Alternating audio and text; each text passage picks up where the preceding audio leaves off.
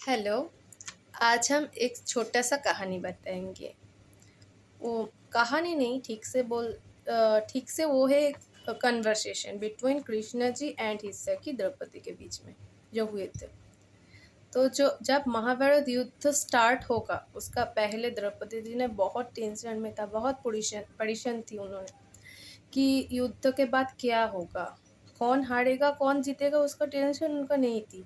लेकिन उन जो जो पार्टिसिपेट करेगा, जो जो उसका अपने पांचों पुत्र थी प्लस अभिमन्यु थी प्लस बहुत सारे बच्चे महाभारत के युद्ध में पार्टिसिपेट किया, तो इन सब बच्चों में कौन बचेगा कौन मर जाएगा, इसलिए उसको बहुत टेंशन में थी। तो उन्होंने सोचा कि क्या करे, तो ठीक है चलो कृष्ण के पास जाते हैं, हमारा सखा तो है हमारे साथ। तो सोचकर उन्होंने भागते भागते कृष्ण जी के पास आया। तो उनसे कहा कि सखा क्या होगा, भविष्य में क्या होने वाला है, कि मतलब युद्ध के बाद क्या होगा। तो कृष्ण जी ने बोला, युद्ध कभी किसी के लाइफ में आनंद नहीं लेकर आते हैं, कभी किसी के जीवन में युद्ध सुख नहीं लेकर आ पाते हैं। तो तुमने कैसे ठान लिया कि तुम्हारे जीवन में सुख ले आ सकते हैं, युद्ध तो सुख नहीं देता है।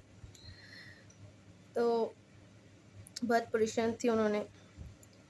तो कृष्णा जी ने बोला कि भविष्य को देखने का प्रयास मत करो सखी, युद्ध में जो होगा वो जब होगा तो देखा जाएगा, लेकिन अभी उसके लिए परेशान मत हो तुम, क्योंकि भविष्य का जो दुख वो वर्तमान का जो सुख है उसको खा जाता है, और भविष्य में जो सुख छिपा छुपा रहते वो वर्तमान का दुख को कभी मिटा नहीं सकता है।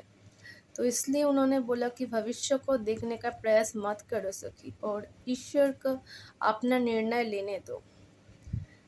तो उनको तो मन में चल रही थी क्या होगा, तो लेकिन इसके ये जो बातचीत हुआ उन्होंने समझ गया कि उसका भी जो पांचों पुत्र है कुछ ना कुछ तो होगा। बाद में पता चल गया कि उनका सिर्फ पांचों पति के अलावा कोई नहीं बचेगा युद्ध के बाद।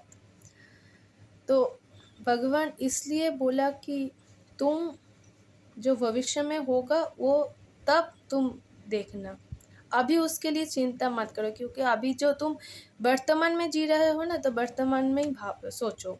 अगर तुम भविष्य के लिए चिंतित रहोगे तो भविष्य का दुख तुम्हारे वर्तमान में जितना भी सुख है वो तो मतलब पूरा पूरी नष्ट कर देंगे, और भविष्य में जो सुख है वो तुम्हारे वर्तमान मतलब आप अभी जो परिस्थिति है तुम्हारे पास, तुम इतना टेंशन में हो, इसका ये कम नहीं कर सकते।